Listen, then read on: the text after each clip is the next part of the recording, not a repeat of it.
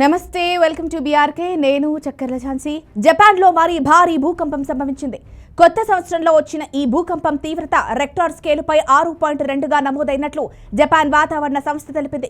మంగళవారం ఉదయం 10:18 సమయంలో చుగోకు రీజియన్లోని షిమనే ప్రిఫెక్చర్లో భూ ప్రకంపనలు వచ్చినట్లు ఏజెన్సీ వెల్లడించింది.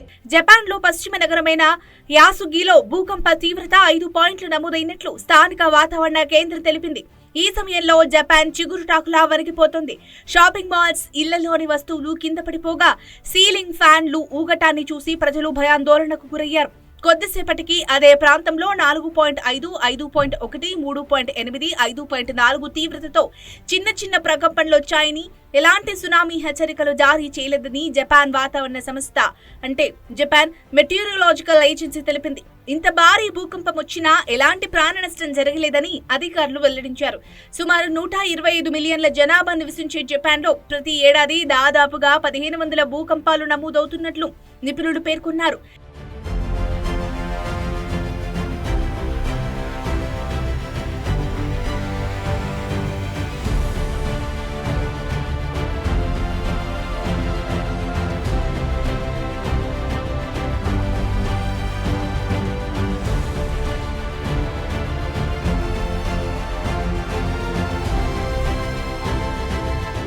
తాజాగా సంభవించిన భూకంపానికి సంబంధించి కొన్ని వీడియోలు నెట్టింట వైరల్ అవుతున్నాయి. ఒక వీడియోలో మెట్రో రైల్వే స్టేషన్ చుట్టుపక్కల భవనాలు కదలడం స్పష్టంగా కనిపిస్తోంది. భూకంప కేంద్రం భూమి లోపల సుమారు 10 కిలోమీటర్ల లోతులో ఉన్నట్లు అధికారులు గుర్తించారు. భారీ భూకంపం నేపథ్యంలో ఆఫ్టర్ షాక్స్ వచ్చే ప్రమాదం ఉందని ప్రజలు అప్రమత్తంగా ఉండాలని హెచ్చరించారు. ఇక ఇదే కాకుండా మెక్సికోలో భూకంపం సంభవించింది. మెక్సికో సిటీలో ఆ దేశ అధ్యక్షురాలు క్లాడియా షిన్బమ్ మీడియాతో మాట్లాడుతున్న సమయంలో భూమి ఒక్కసారిగా కంపించింది. దీంతో అప్రమత్తమైన సిబ్బంది అధ్యక్షురాలితో పాటు మీడియాను ఆమె ప్రసంగిస్తున్న నేషనల్ ప్యాలెస్ నుంచి సురక్షితంగా బయటకు తరలించారు. అప్రమత్తంగా ఉండాలంటూ మెక్సికో సిటీ వ్యాప్తంగా అధికారులు భూకంప హెచ్చరికలు జారీ చేశారు. భూకంప తీవ్రత రెక్టార్ స్కేలుపై 6.5గా నమోదైనట్లు అక్కడి అధికారులు వెల్లడించారు. పసిఫిక్ తీరంలో షాన్ మాక్రోస్ పట్టణానికి సమీపంలో 35 కిలోమీటర్ల లోతులో భూకంప కేంద్రాన్ని గుర్తించారు.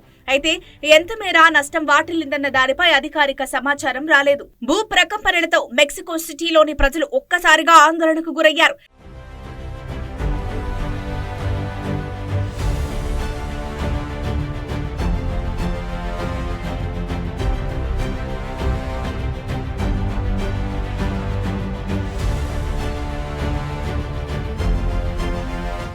భారత్ లో కూడా వరుస భూకంపాలు కలవరం పెడుతున్నాయి. ఇటీవలి ఈశాన్య రాష్ట్రాలను భూకంపం వణికించింది. ఇప్పటి వరకు ఎటువంటి ఆస్తి నష్టం గానీ, ప్రాణ నష్టం గానీ నమోదు కాలేదు. కొన్ని చోట్ల పాక్షికంగా భవనాలు దెబ్బతిన్నట్లు సమాచారం అందింది.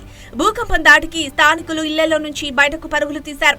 ప్రధాన భూకంపం తర్వాత కూడా తేలికపాటి ప్రకంపనలు నమోదు కావడంతో ఇళ్లలోనికి వెళ్లడానికి భయపడ్డారు.